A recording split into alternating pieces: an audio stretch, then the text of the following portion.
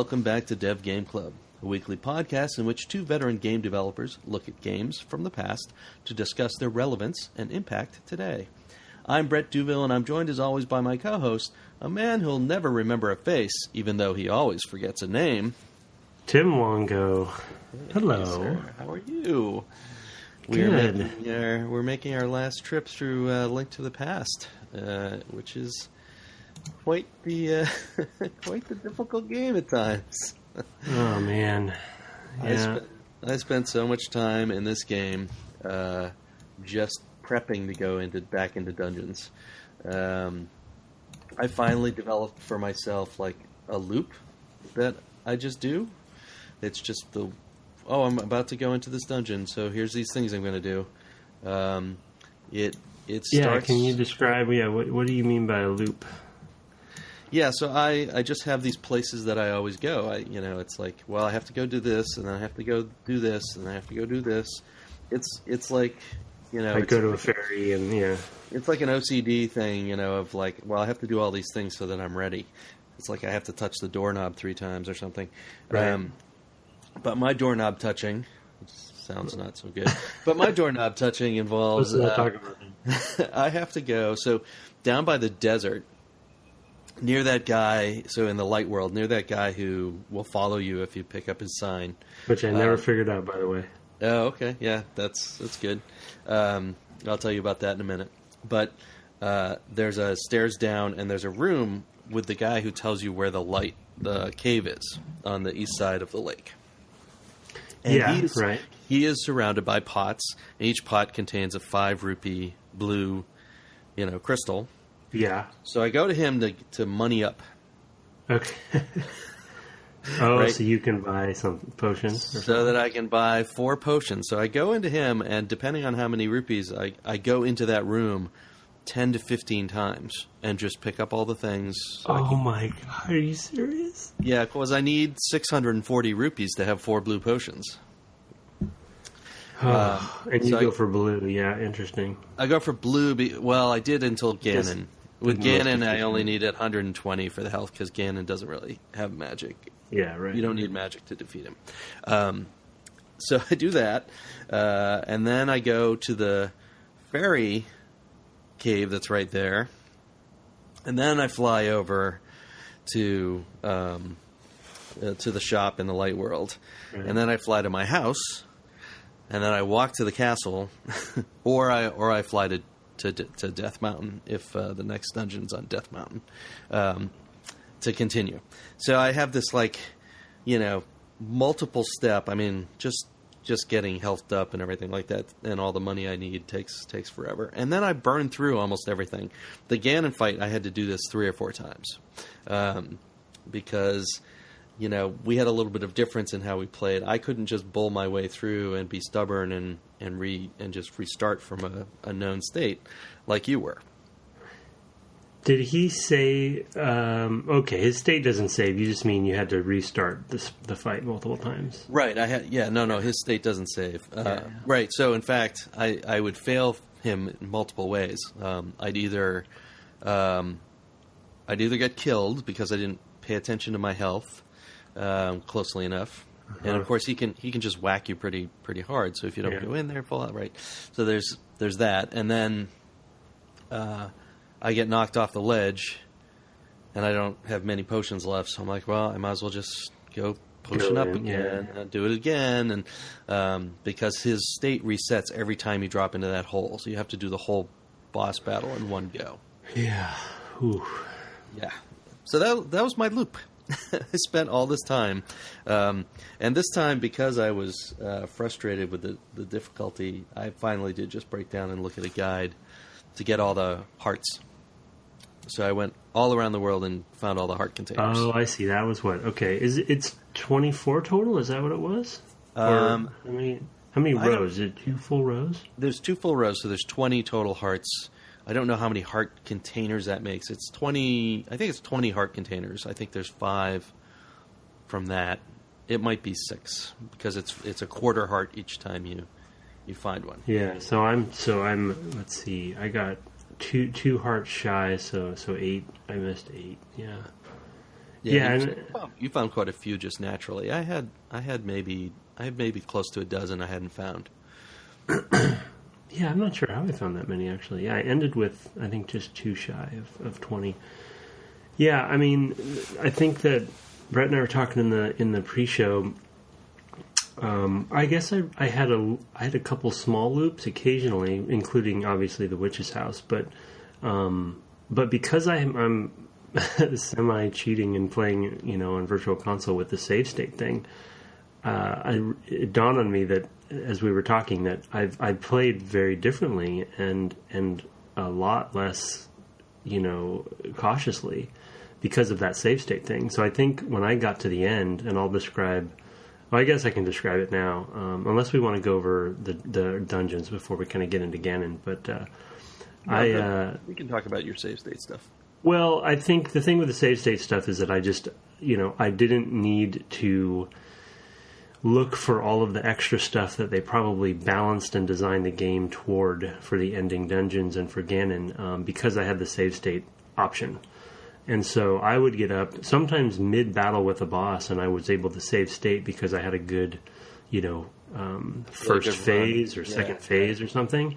And then if I messed up, I would just restore the state exactly where I was, and that's like worth gold playing the way that we're playing. So, trying to play so quickly. Yeah. But at the end of the game, I was under-equipped and underpowered, and yes, I could probably, hit my head against a wall and eventually do it if I'm really good. But Ganon, as an example, which is basically like 3 or 4 phases, surviving through that on however many hearts I had even filled, and then not going in with a potion or something like that. It's just suicide. Yeah. I found myself using 2 or maybe even 3 potions, in my final battle with him, and I had 20 hearts, Yeah. And I ended with only 2 bottles. I never found I didn't find the second 2 bottles. So I can only have. There's one. Did you find the one under the bridge? The bridge? No. The bridge under the castle bridge? It's been a while. Oh. I think it might be the bridge in the light world. It's one of the bridges in the light world, and I can't remember now. Well, I'll look for it. It's been a while, and there's just like a guy under there. You just walk up to him and say, "Hey, how you doing?" And he'll give you a bottle. So there's that. And then the other one was that dude in the desert, in the dark world. Yeah, I looked. You gave me that clue. I looked all over for something for him. I don't know. Yeah, so in the dark world, sort of in the southeast of the town, maybe just to the east of the town in the southeast. Yeah. There's an abandoned building, and in it there's a chest. And if you go to open it, instead it talks to you and it follows you. Oh, no, I must have missed it. I went into abandoned buildings. Yeah, okay. And then you can get it to follow you all the way to where he is, in the where he would be in the dark world, and then switch to the light world, and give it to him. How did you figure that? That's so random. Does it say something? The thing is that it behaved the same way he did, like that it followed me around. And I was like, I've seen this before. Like, why? This doesn't happen very often. It happens with the thief, Blind the Thief, and it happens with Zelda at the very beginning of the game. So it felt special, and I just kind of sat there and I was like, where have I seen this? Yeah.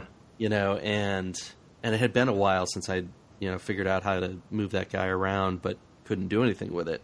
So anyway, he talks to you then at that point and tells you a secret, which is basically that he's a thief, but you're not going to tell anybody.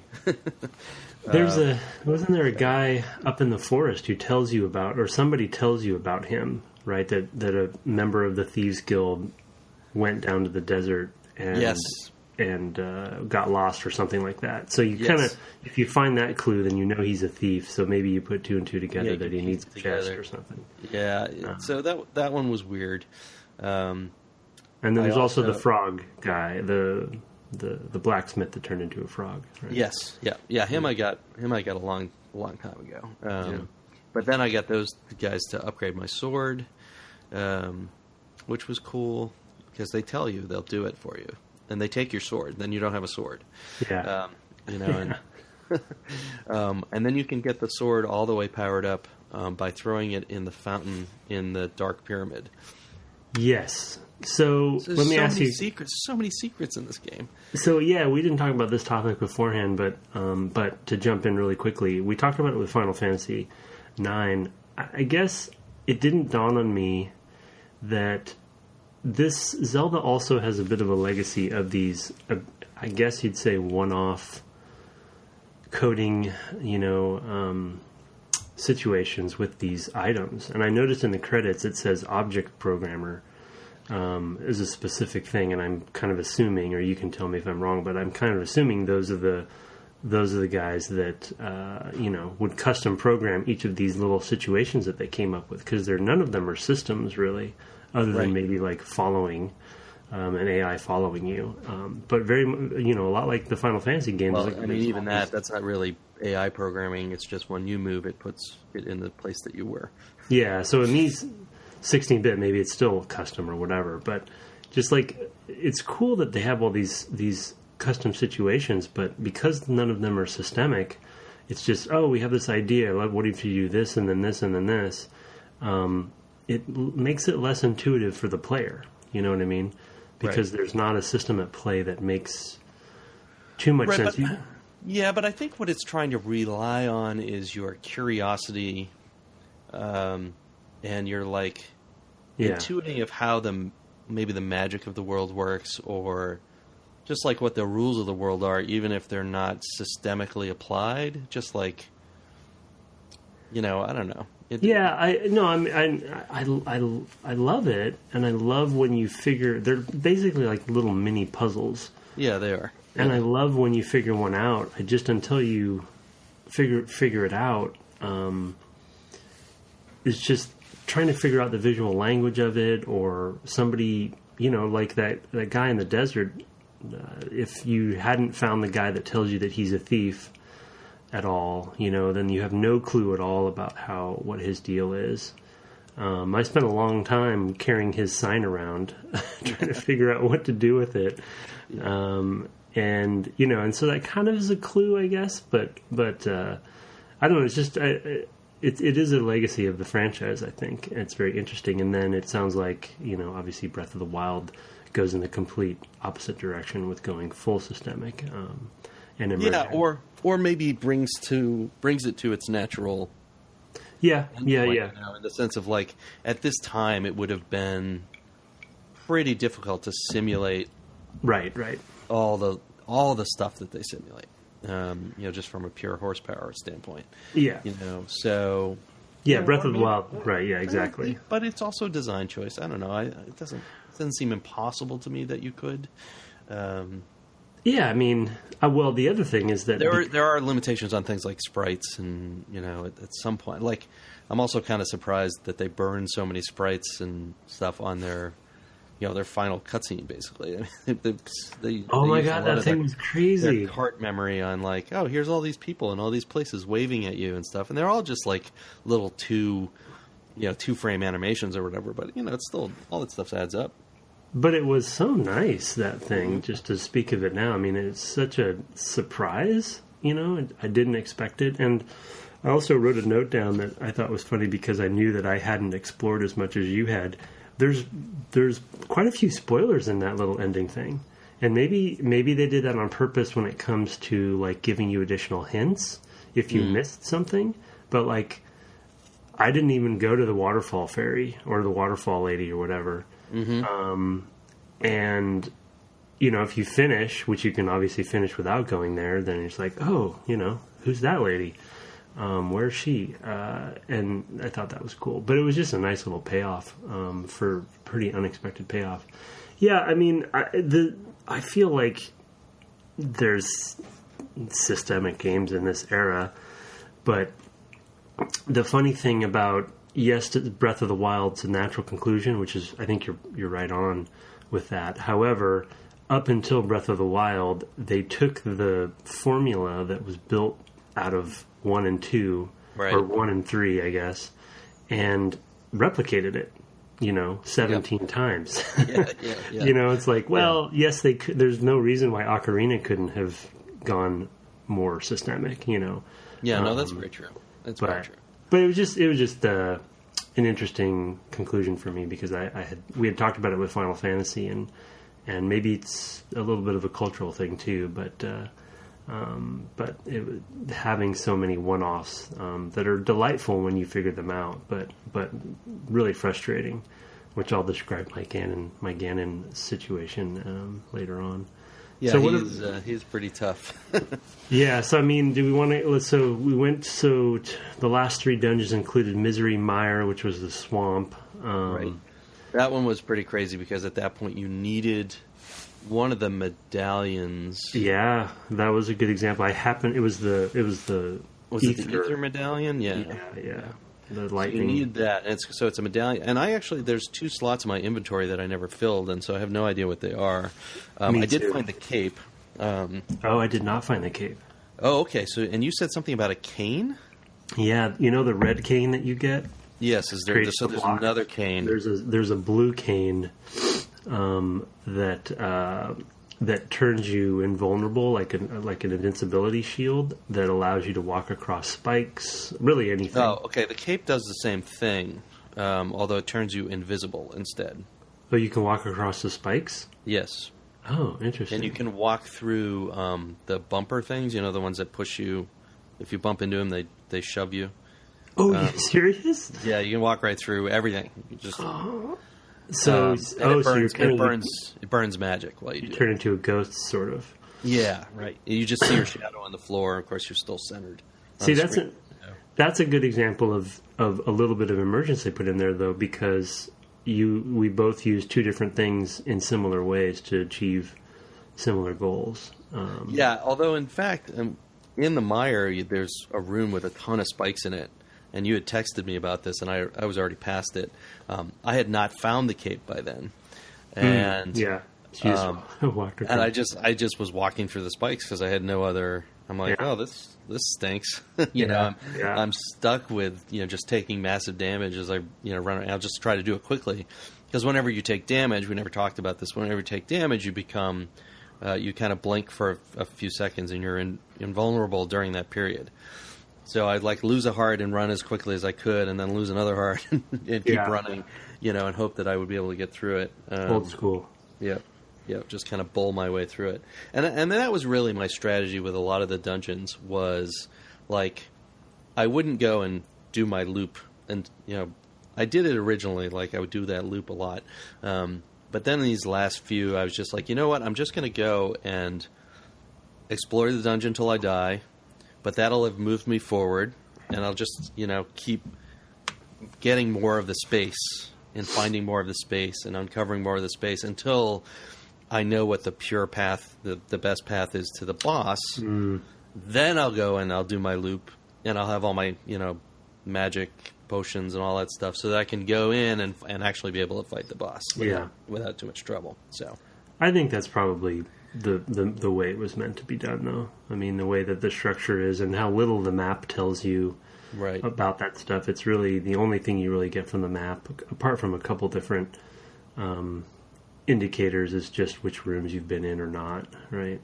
Yeah. I feel like the later Zeldas, obviously they start adding more to that map to really give you better indications of stuff. But, yeah, I mean, to jump into the quick visual language topic that I think I've hit before, but in the Misery Mire, I got stuck, and the first time I ended up looking at a guide was just this silly thing. There was a door that I thought was a small key door, but it ended up being a big key door, and I'd gone into that room multiple times, and I had the big key, and I was looking at the door. I was like, "That's a small key door." I was standing right in front of it.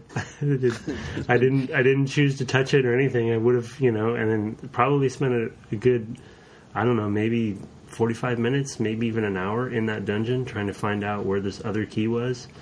And I was like, something's wrong here. And it was that darn door. And it's just, and the difference in that particular dungeon, the visual language difference between the two, small and big key doors, was not big enough, I guess, for me. and I just the visual language was an interesting element of this game, and I think of the franchise as well, but in this game in particular, because doors, they obviously weren't consistent per dungeon, right? Just to use one example of visual language, and so you're kind of having to relearn the language each dungeon, and sometimes I think the doors were probably an area that I think was a little more challenging because it changed over time. They were great about most things, though.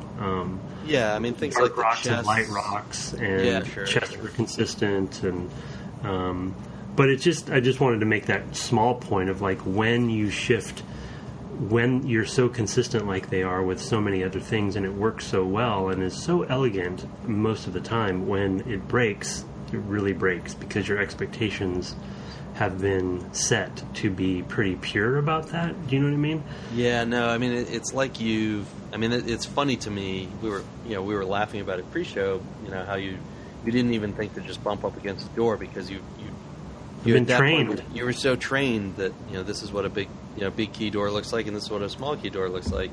And in that one dungeon, the difference of them wasn't sufficient. Yeah, thinking back, I think probably the design on the door there was probably very similar, if not the same, and probably the only difference was the size of the hole. So thinking back, you're probably right. Right. Whatever, that's like 12 pixels or something, or I don't know if that's that many, but that's probably more. But anyway. Yeah, so that visual language, I wanted to speak about that really quickly, about when that breaks, it really breaks. And I think that's a theme of this era and this game in general, right? Whenever you get stuck, it's like on a thing that you're like, wait, what? I thought I knew the rule here. Right, and right. Oh, I don't. I think it was the ice dungeon was where you first had to deliberately jump into a hole. That was the other example I wrote down. Yeah, and that's where I got really stuck. I got really stuck because, at that point, holes had been, if you fall in a hole, you, at least in dungeons, because in the overworld, they usually lead to something. It's usually deliberate that you want to fall in a hole. But in that particular dungeon, I had no idea that when there was texture in the hole, it meant there was a floor beneath, and that was the first introduction to it. And it took me a long time, and there wasn't a lot of places to go. So I guess that's kind of the teaching that it's trying to do, is like, well, there's keep trying things, right? Explore stuff, and what's the big deal? Like, this is a game that doesn't really have a bad failure state, right? I mean, you're normally just going back to the beginning of a room or of a dungeon. Even if you die, it's not usually like a huge big deal. Yeah, I guess so. Yeah, but I mean, it's we talk about this probably every series, but because we're playing at the pace that we're playing at, I think it feels more unfair to us, right? Or at least to me, and that's not fair to the game for sure, because it's out of context, it's out of time. We're playing it obviously many years later, and but I just that was another one that I wrote down, is just that breaking that rule, because I actually thought the solution to can I jump down a hole or not is actually pretty elegant, showing that texture, like you said. Yeah, no, but it just I had an expectation, right? Which was holes are bad. In the overworld, holes are good, and in dungeon, holes are bad. That was kind of the rule I realized I had at that point. Once I got stuck, was like, oh, and then finally I'm like, oh, I see. That's different from other holes, right? Yeah, and that particular hole, I remember that's the one I think you have to push a block. You do stuff. Oh, is that the block one? Okay, I'm getting that one mixed up. Where maybe that was in the swamp one, where you have to light some lanterns, and then the world rumbles like something moved, but it's off. It's not even in the same room. Yeah, and then you go in, and then you have to jump down that hole. Do you remember that one? I remember that happening. That's such a Zelda thing. There's two. You have the rumble and the da da da da da da. Yeah, there's two lanterns that you have to light in two different rooms, not in the same room. Yes. You have to use the orbs to kind of, make the gates go up and down or whatever, the blocks. And you have to do both of them, and then it rumbles off screen. And then I think it's just in the next room that these spikes moved and then revealed.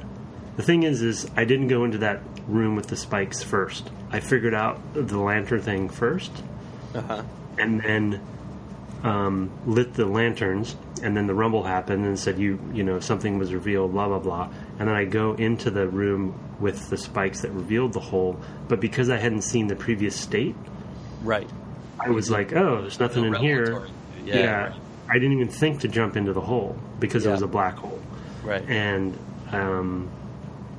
it was obviously a conspicuous room, but then it kind of dawned on me probably those spikes moved. And that one I didn't look up, but it took me a while to figure that out. So, yeah, weird little one-offs on some of that stuff. Still, I have to say I really liked the various uses of the cane of, I want to say, Somaria. Yeah, that was really cool.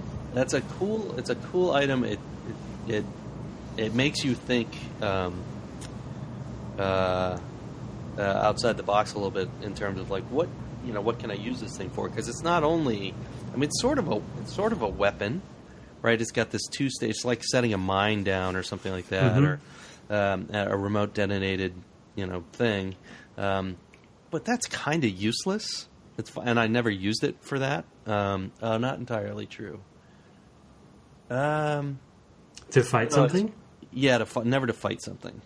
You can use it on the orbs. Yeah. I realized. Although I used my boomerang. Yeah, that was a good example of some emergent gameplay, though. I think this is the way you can hit orbs, right? Because you can use multiple things usually to hit an orb. Yeah, what I would end up doing is throwing the boomerang and then moving so that on its return path it would it's brilliant. Hit the orb. That's a great thing. And then, but I did like how that cane of Samaria or whatever you could place to put on the question mark blocks. But there was a place where you could put it down where you just needed to use a hook shot to get across and things like that. I was just like lots of little things where it's like, you have to constantly be aware that there might be multiple solutions, even though that's not the norm. So it was interesting. And I think that Breath of the Wild probably takes it to the point where now there are tons of different ways to do things. I think that's kind of what I'm hearing because it's so systemic. Yeah, multiple types of that type of cane, but objects that have multiple purposes like that. Yeah, that standing. It's funny that they put a question mark on that icon. Yeah, because I'm standing at that precipice, and I'm like, there's a question mark there. Yeah. And I'm like, what? Well, it's also a visual reference to Mario. So yeah, that's what I thought of too. But I was just like, what do you want me to do with this? I tried literally jumping off right of onto it. Yeah, I thought something would appear. I used the ether medallion. Yeah. Because that reveals stuff, right?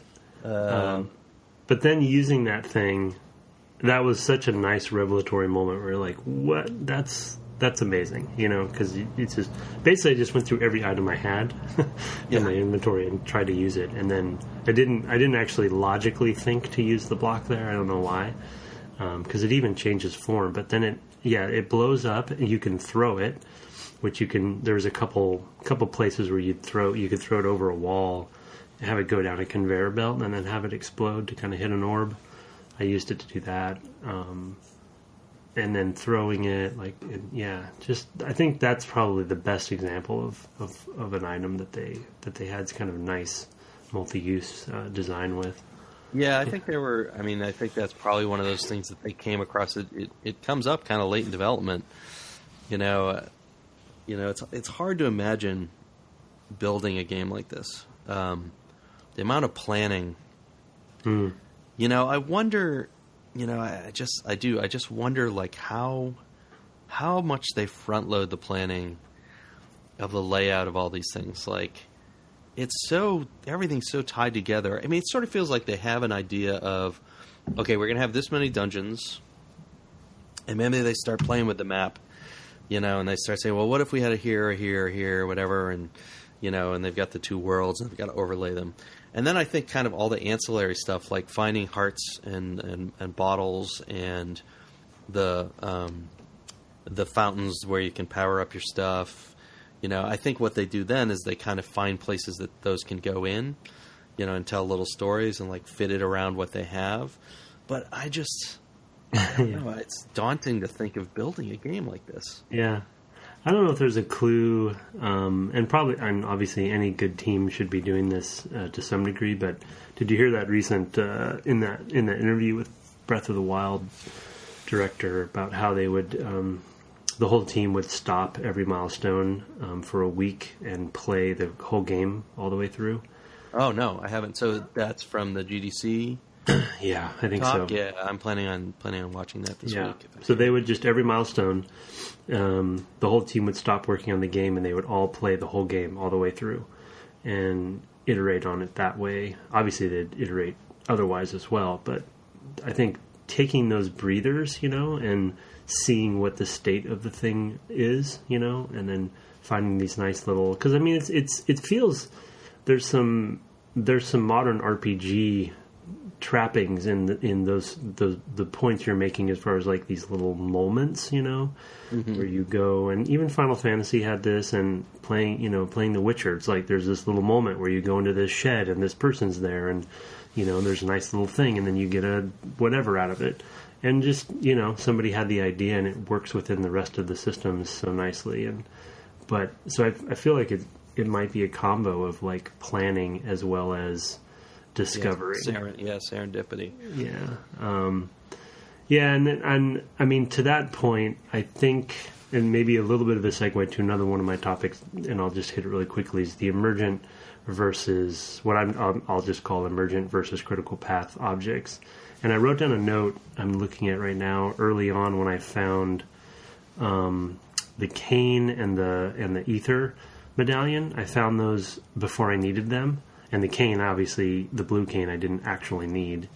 But I found them around the same time, and I wrote down a note about how they have extra items that are unnecessary. But I didn't know at the time that I needed the ether medallion. Mm-hmm. And the thing is that because I found ultimately a critical path object and a non-critical path object at the same time, I bucketed them in my head as both non-critical.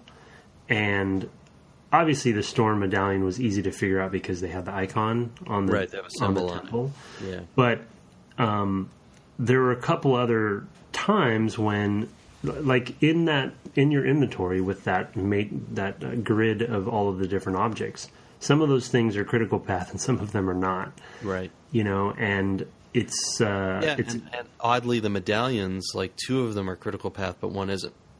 Yeah, exactly. So it's weird. It's weird. And to your point about like building the game, it kind of made me think of it as you were talking there. That it's like, some stuff was probably planned out, and then some of the stuff was, we like these medallions. Let's make another medallion, and let's have it do this. Or hey, we're going to have a dungeon for each of these medallions, and then one of them gets cut. Yeah, that's good. But it's like, we already have the medallion, and the effect, we might as well just leave it. Players can just use it. Yeah, but then you have to. So obviously, I don't want to be too critical of Nintendo's amazing game making, but then at that point, you do have to take the extra step of thinking, okay, what's the usability cost of leaving this thing in? Right? Yes, you have it production wise, great. It's not a waste of resources because you still use the medallion, but it actually does have an impact on the player because it's still in there. Right. No, definitely. I mean, I kept waiting to find the dungeon that I can't remember. I guess it's the bomb one that you. What does it do? I never found that one. It basically just does a bunch of fireballs, sort of like Ganon's one of Ganon's attacks. Okay, yeah. So it's a damage. Yeah, it just does damage to everything on the screen. It's like not a bit. I did use it once just out of curiosity. It was pretty useless against the bosses. I was like, okay, well, I guess I just have this thing. Uses like a quarter of your magic or something like that. So, I would have used things like that more, but we talked about this a separate time. It's just the experimentation cost of playing with those things when they use up this magic resource was just too high. So, yeah. The bang for buck I tried using the lightning one and the earthquake one in multiple times in combat, and they never paid off. They didn't really do much. They really aren't there for that. It's very much a sword game. They use the fire rod and the ice rod a fair amount. We should probably quickly touch on the dungeon, the bosses, the last few. We haven't really talked about bosses as a topic. The sort of, but it's such a structural thing in games and has been forever. It almost feels like, we don't need to talk about it because we kind of backwards talked about it in Colossus. And Metroid too. And Metroid as well. Yeah. Metroid, and there's a lot of. I always forget structurally, flow-wise, how similar these games are, Metroid and Zelda, other than the overworld. But anyway, so in the so we did two dungeons and a final battle this time, and the Mire had Vitreous, which was an eyeball with lots of other eyeballs, which was just weird. Yeah. Some of them went after you, and some of them didn't. And that was weird. I mean, that was mostly a very button mashy fight for me, just like wail on the sword and try to keep them off me. And then Trinex, which is maybe one of my favorites. Him and the one with the clouds, the little fire clouds around him, I think were my two favorites. Yeah. Trinex was cool. So you had to use your two magical rods. Now, what's funny there is, of course, the ice rod you might never have found. It wasn't critical path, and it wasn't. It was that guy in that cave telling you, where to find it, and you might have not had it at that point, and that would have driven me crazy. That'll definitely directly relate to my Ganon story later. Okay, and then I guess we'll talk about Ganon. So let's talk your Ganon battle. So because of like I've already established with the save state thing, I think this is what got me into trouble. The sword, obviously, there's a progression to the sword, and incidentally to your bow and arrow, and I figured, I guess, that the dwarves probably had something to do with the sword, because it makes sense, because they're blacksmiths. But I never actually found the frog guy. So I had been playing the whole game with just the Phase 2 Master Sword. Oh my. I never got the Tempered.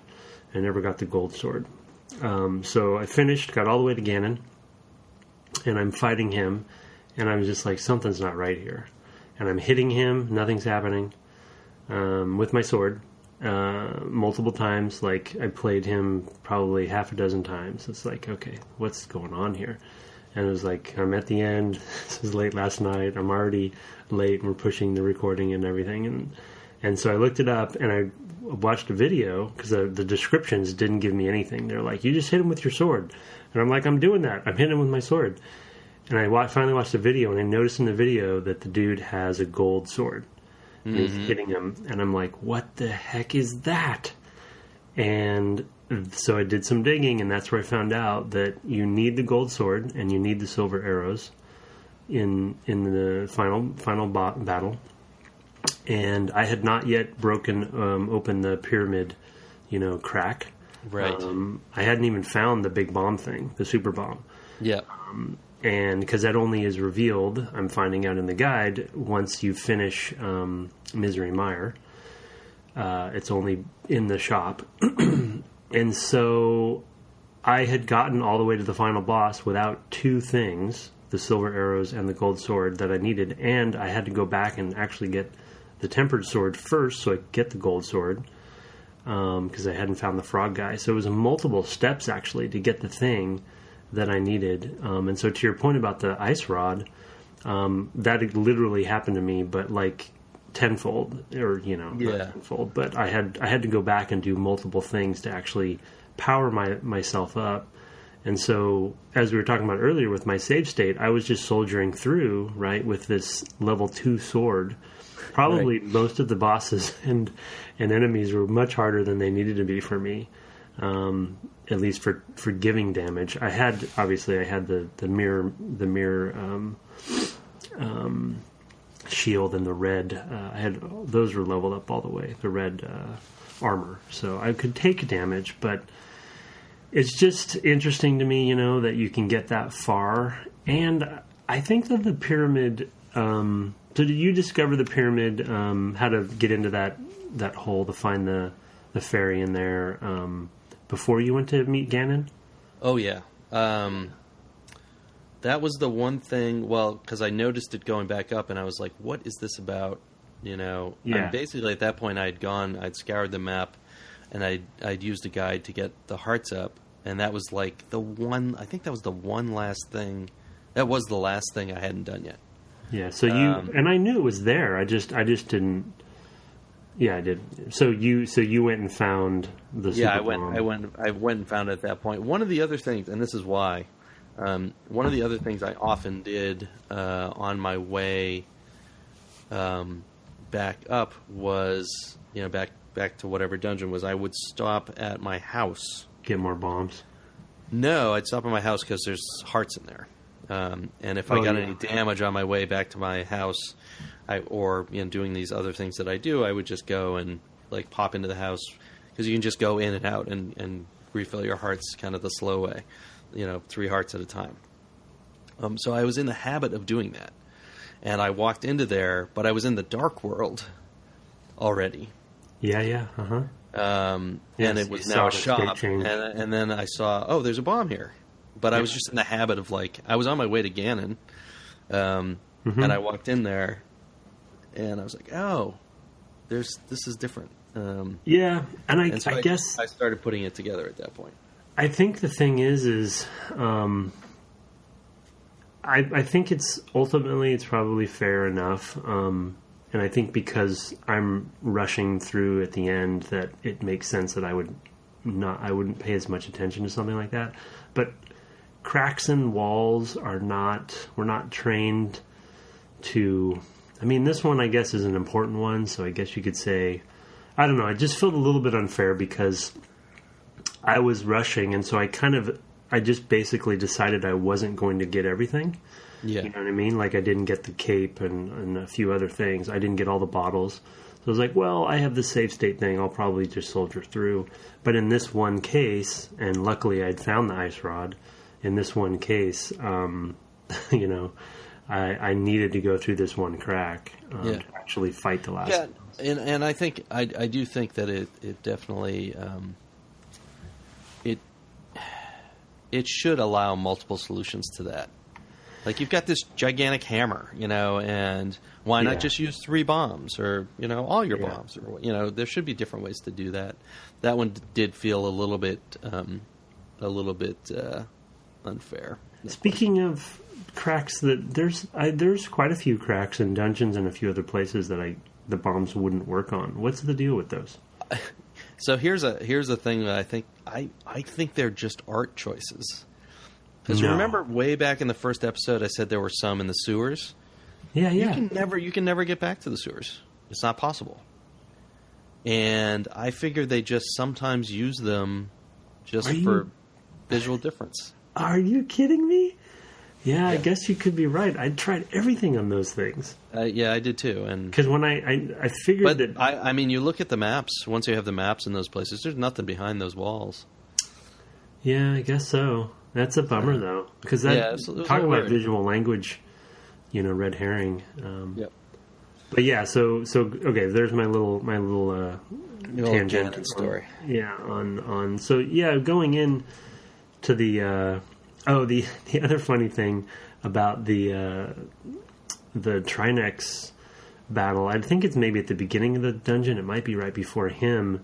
The placards. It's interesting. I wanted to make a really quick, small comment that the placards are interesting because they're hints, right? It's basically the dude telling you, "Oh, you better have this" or whatever. but they're opt-in, and it's like a nice little... They obviously have the ability to put up tutorials or give you hints along the way, but they allow the player to choose if they want a hint. Right. Which I think is an interesting little tidbit of a choice that I'm going to take away for sure, because there are ways to have tutorialization, but give the player choice rather than ye old, let's put a screen in front of, a little dialogue box. Right. I mean, they could have done something very simple. They could have made every one of those have a switch next to it that you have to stand on to open the door. Mm-hmm. Right, and just pop it up at that point, and and they didn't, and that's an interesting sort of constraint. I always looked at them, but yeah, well, I did too because I wanted the hint, but I hadn't thought about it, and it's probably a little bit of their own fix for times when maybe they had a usability challenge where players weren't figuring something out. So there's a lot. I'd say a couple of them say, you better have your magic potion if you're coming in here. Right. And if you don't, turn around. So they're, probably players were going through that dungeon without any magic potion and just really, really frustrated. But they didn't say that about the ice rod, so that was interesting. Yep. Just that you needed magic. All right. Well, let's take a quick break and we'll come back with some pillars and a little bit of feedback. Okay.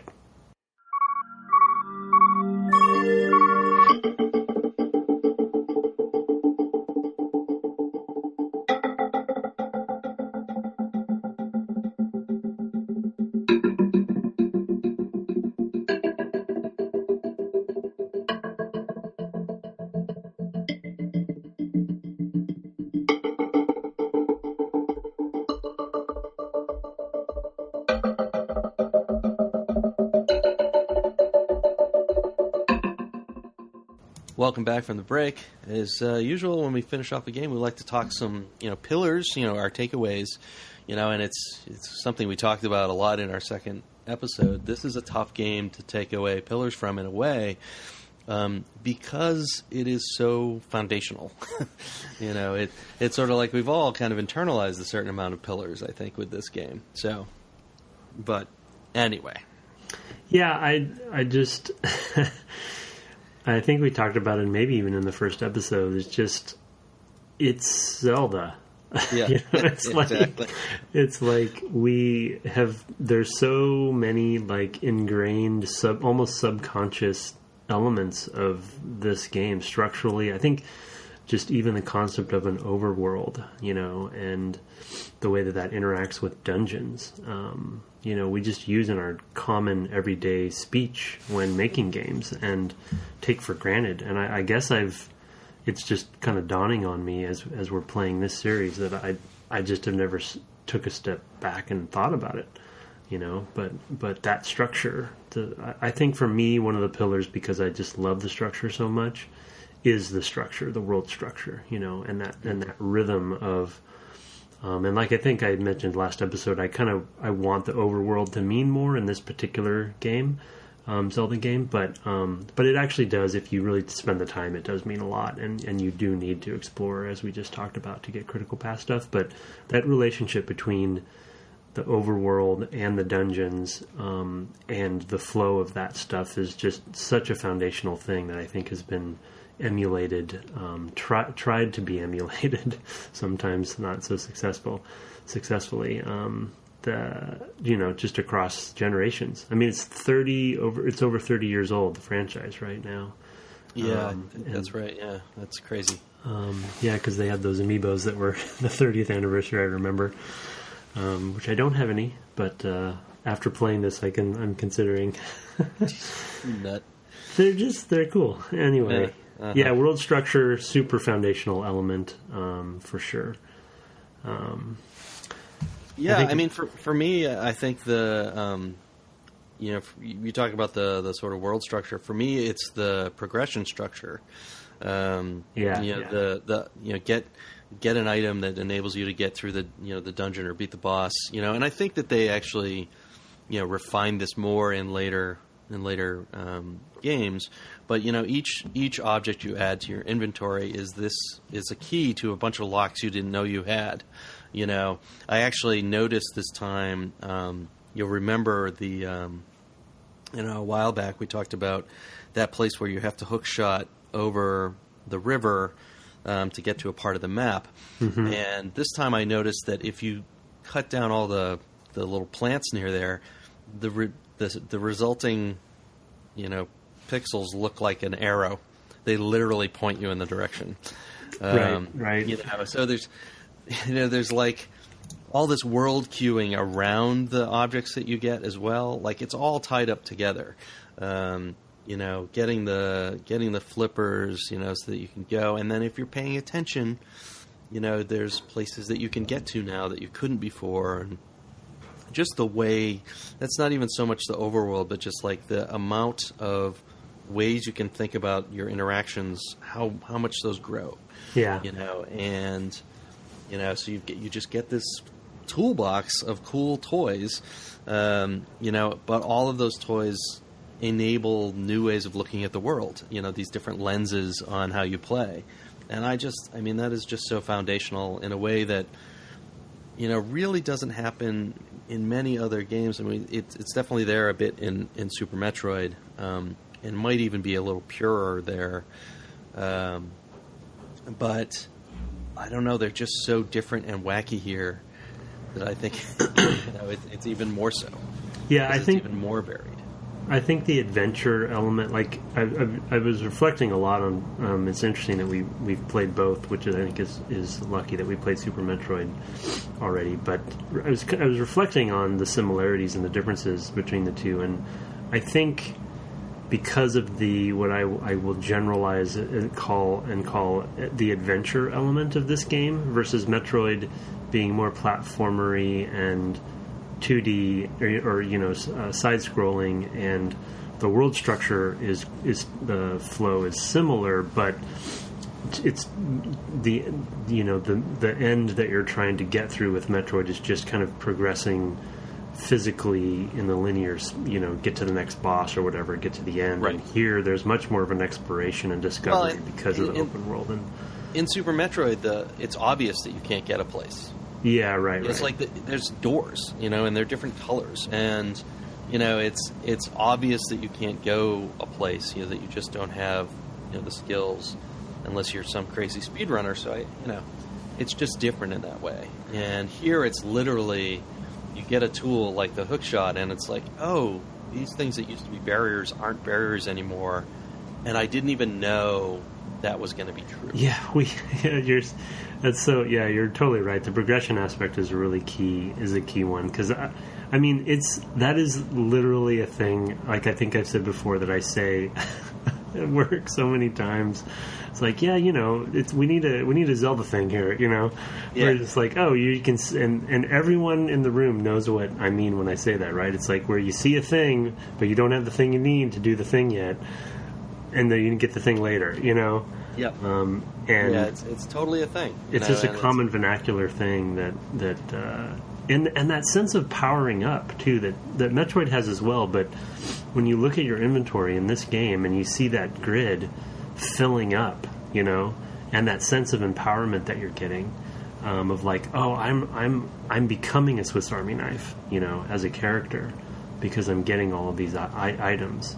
And then I guess as a related smaller pillar to that, another one that's coming to mind that we've talked about is just that concept of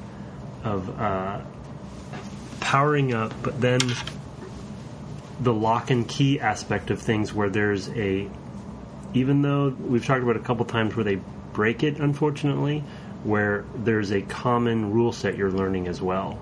And it goes, basically you're saying it there with the lock and key aspect, but just the world rules are pretty well laid out and cohesive, for the most part, with a couple of the exceptions where they're trying to trick you, I think, with the whole example that we gave and things like that.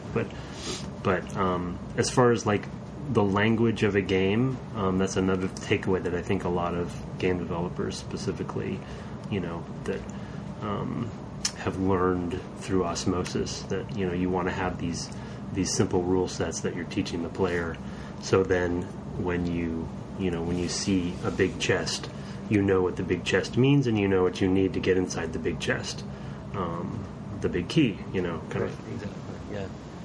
And one of the things that's interesting about this is that I've played, as we talked about in the first episode, I've played a ton of Zeldas, and I think they refine a lot of these things. I mean, I think some of the visual language stuff you talk about would never happen, in later Zeldas.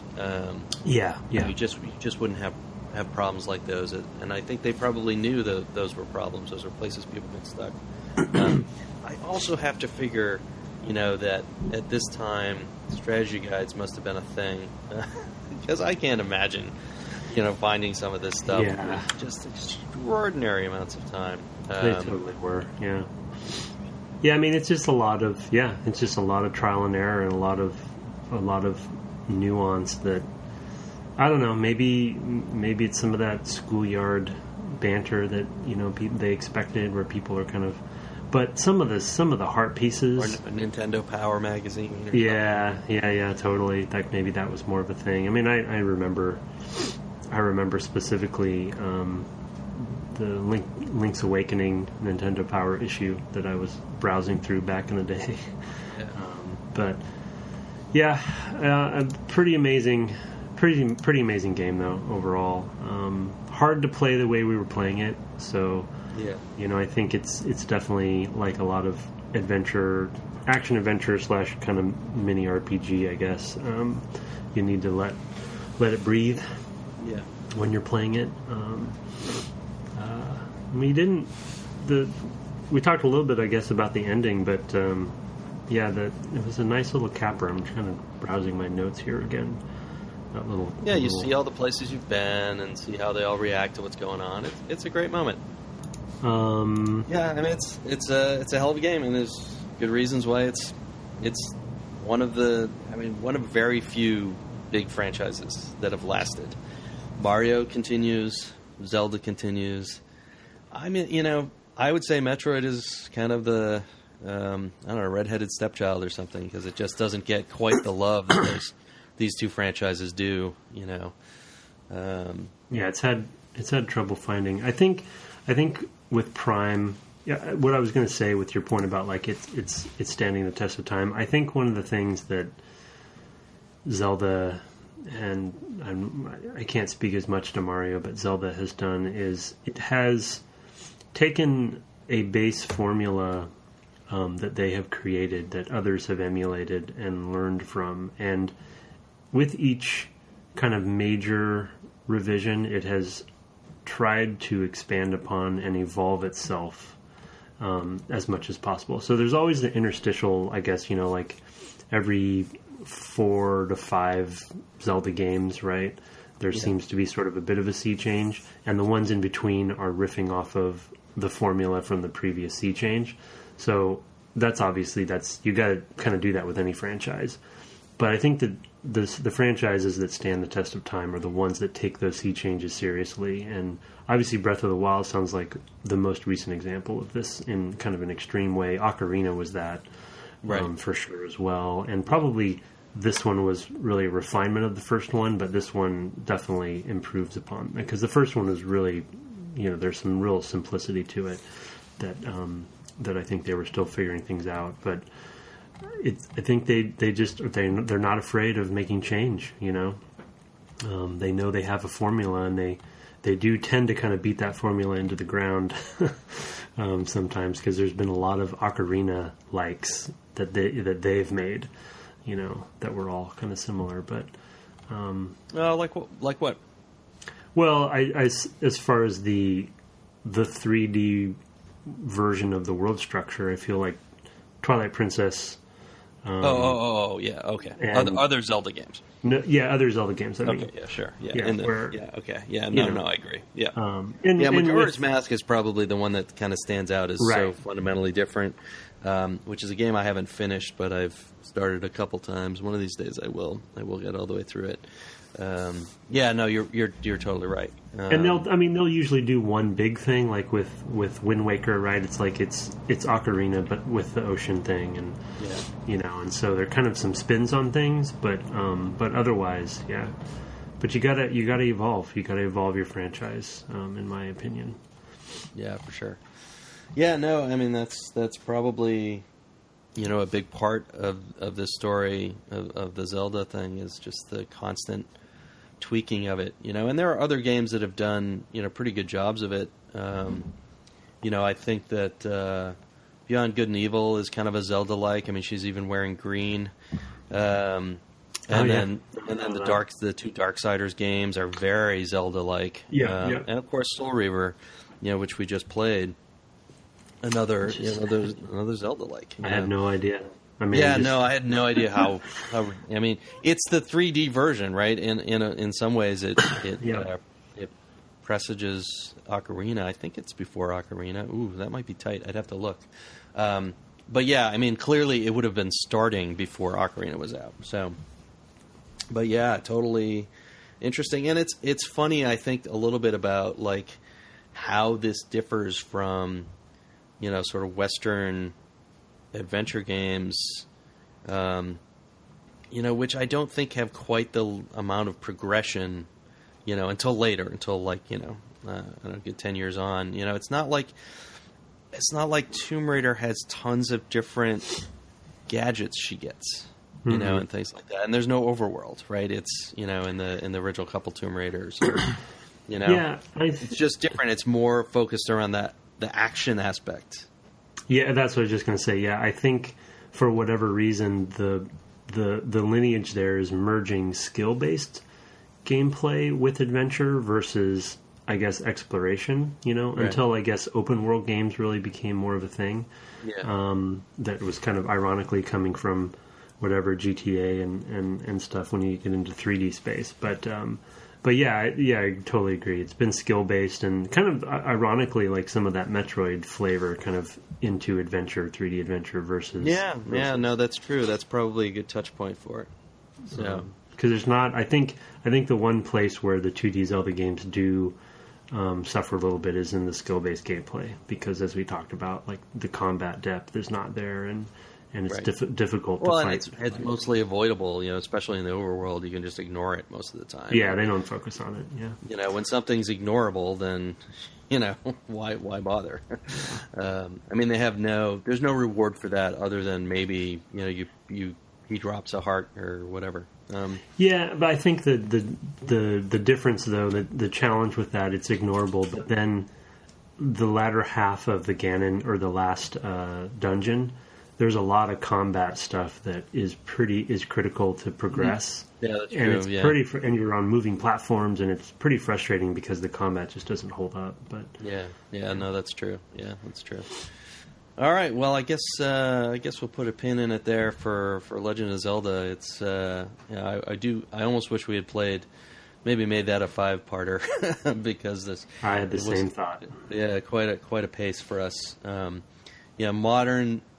Like, I played almost all of Spirit Tracks in the first 2 episodes of this, and then I put it down and I haven't got back to it. And I will. I'm going to finish it this time.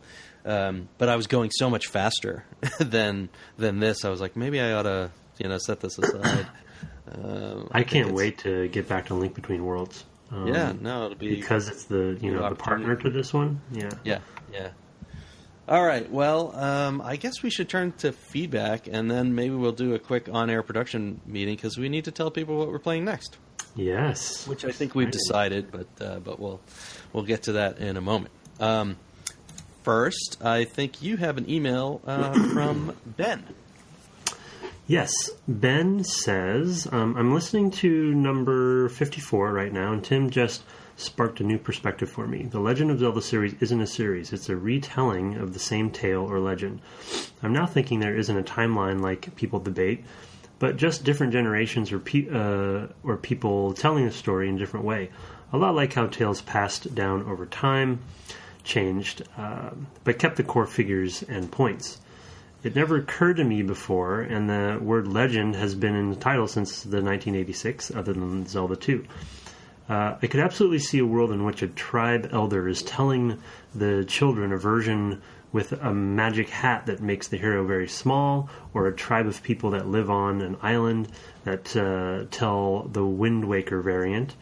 people in the mountains telling Skyward Sword. There's always the three main characters with the same message of good triumphs over evil, but the details change with each generation or living location of the people telling the story and passing it on. Thanks for a great episode. Yeah, we've touched on this a little bit, and even though there's and thanks for the email, Ben. This came in a while ago, and I've been meaning to. It was tough for me to track down because I had asked for game suggestions, and this had come in as part of that, and I just misfiled it, I guess. But so that was sent to devgameclub@gmail.com. Yeah, we kind of touched on this, and even though Nintendo has an official timeline for the whole thing. The fact that it relies on the player having failed in in one case definitely makes you think that's not how this works, And I agree. I mean, I love that this is just has that timeless feel of this is a legend.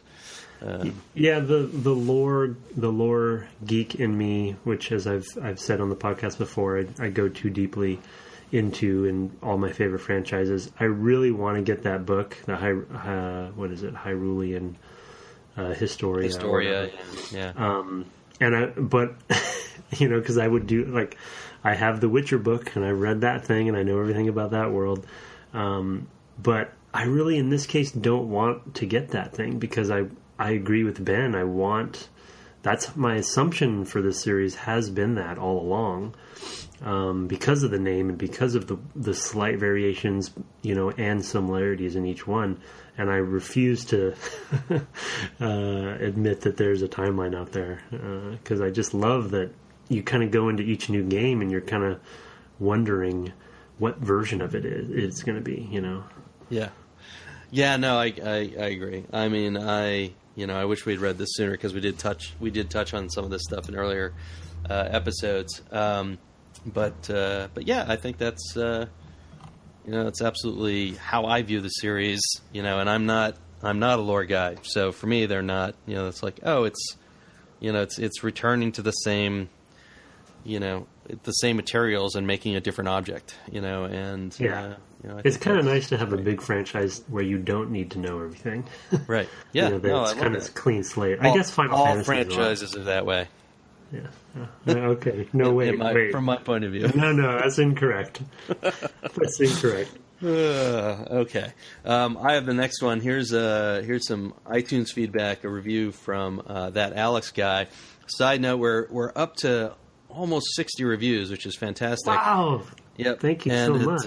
As I've mentioned on the last couple of podcasts, when we get to 75, I've got some prizes. We'll do a little on-air, drawing of gifts for folks, stuff from our deep past that I'm going to send out. Anyway, we've got one, and we'll read a few this time. We're still catching up, and a few next time. But from that Alex guy, we have insightful and unique. Gaming podcasts are not hard to come by, but Dev Game Club manages to stand out through the host's 20-plus years of experience in the video game industry.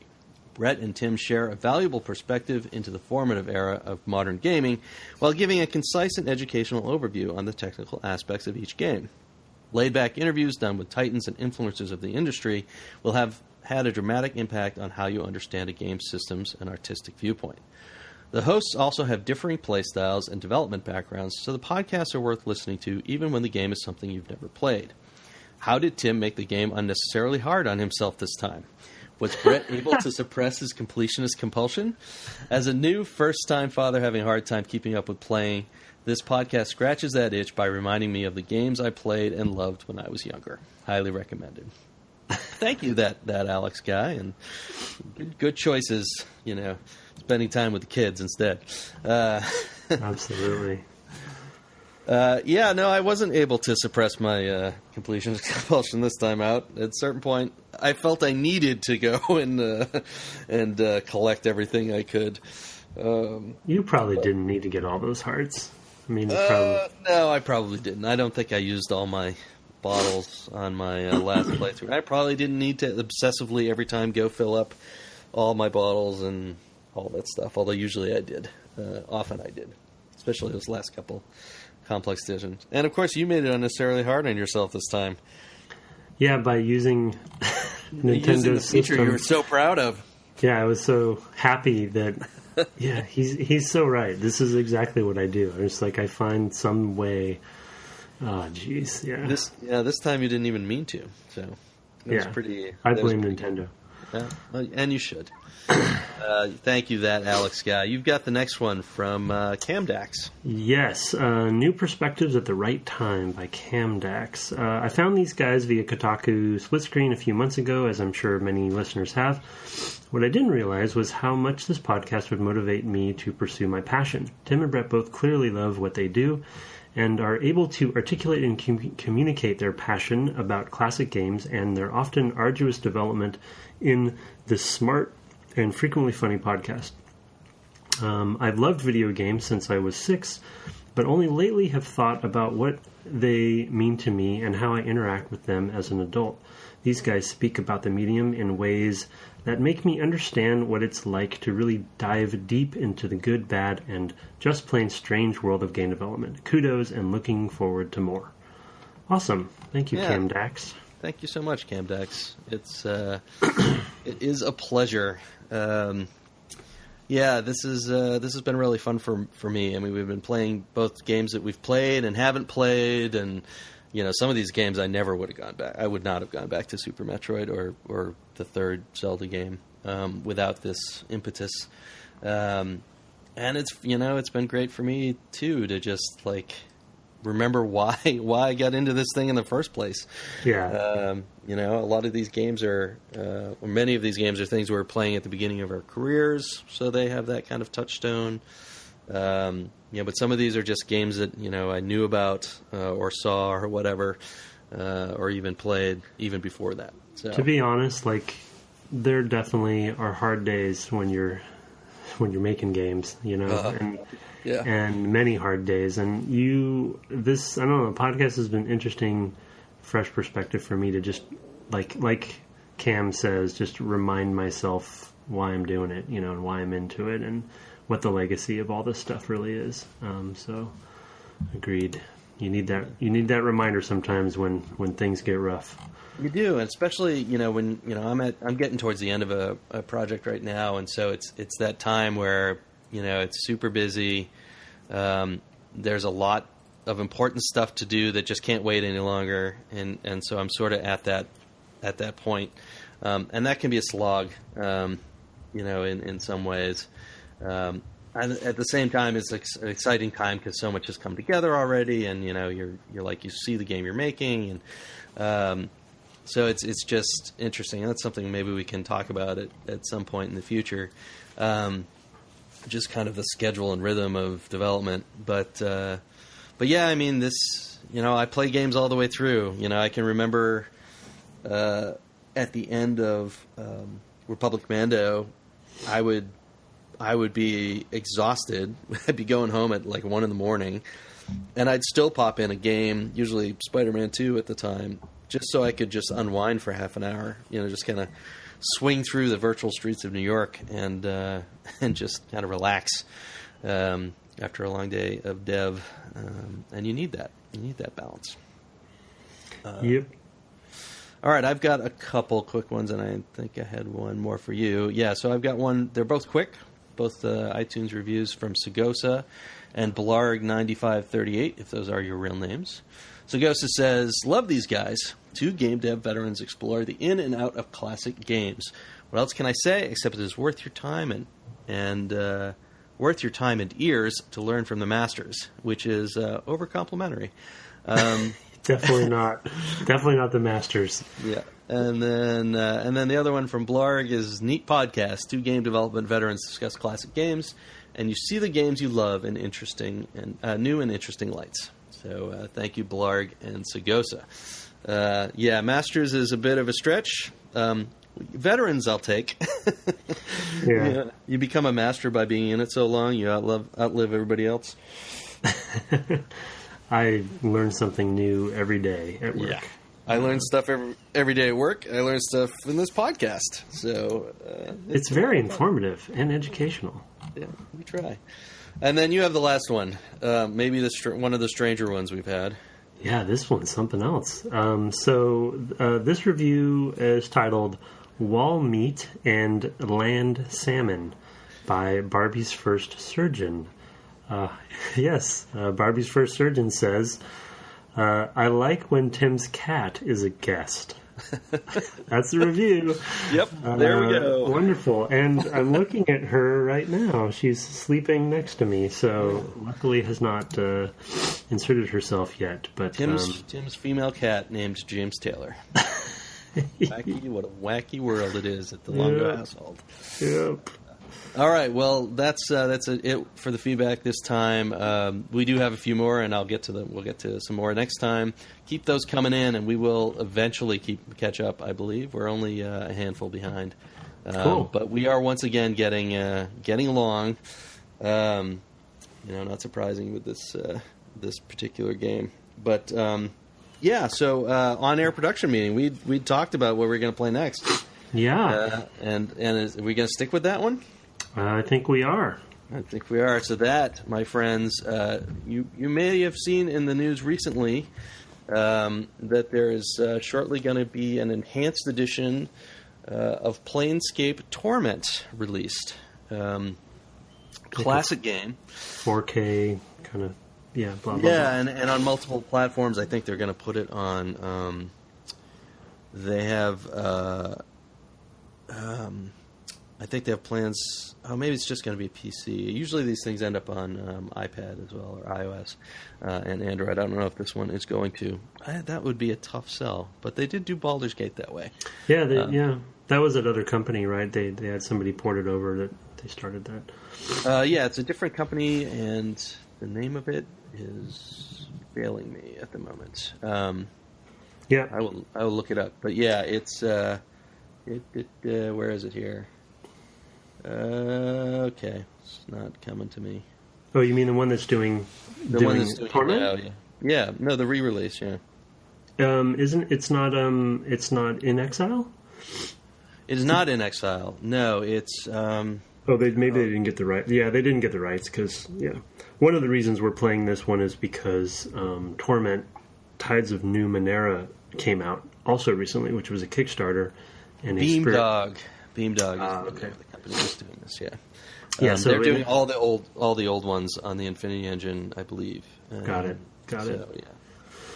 Yeah, so there's been a bit of a convergence on this one because of the Kickstarter game that In Exile's doing, run by Brian Fargo, and so that's sort of the spiritual sequel to Planescape Torment. I know Brett and I both feel that it's one of the best Western RPGs, out there.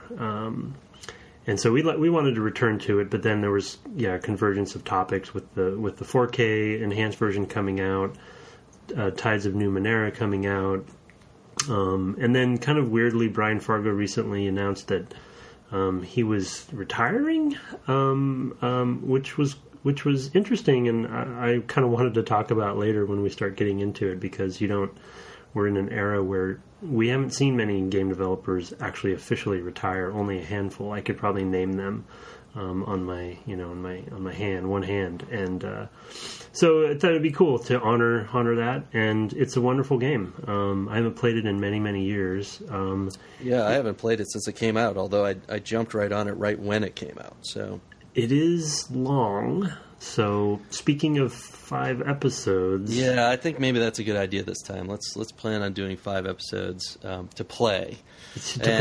Yeah. And for the first one, let's just do the mortuary. You looked ahead. Good. Yeah. Yeah. So the beginning of the game with finish in the mortuary. Yeah, and until you leave the mortuary. Oh, I remember. Yeah. Right. Okay. Yep. So that's We'll start with that, and I mean that'll already be a ton of stuff to talk about, I'm sure. Yeah. Fantastic game. I hope folks will play along. You can get it, I believe, on like Good Old Games and stuff. I still have my old disc, and like I did with Fallout, I think I'm going to try to play from that, using that method. We'll see if I need to patch it to be on modern OSs and things like that, but sometimes that's necessary. But yeah, it's a very talky game. Very story heavy. The writing is amazing. Very story heavy. The writing's fantastic, and I'm sure we'll talk about all of that when we get to it next time. So join us in that. We'll tackle that next week. But I guess until then, you can find me at Brett_Duville on Twitter, and him at Tim Longo Jr. With the JR at the end. Yeah. See, that's my cue. Yeah, I know. I threw you off. And then you can find the podcast at Dev Game Club. You can also shoot us an email at devgameclub@gmail.com, and of course find us on the web at devgameclub.com. Thanks so much for listening this week, and we'll talk to you later. Good day. Good day.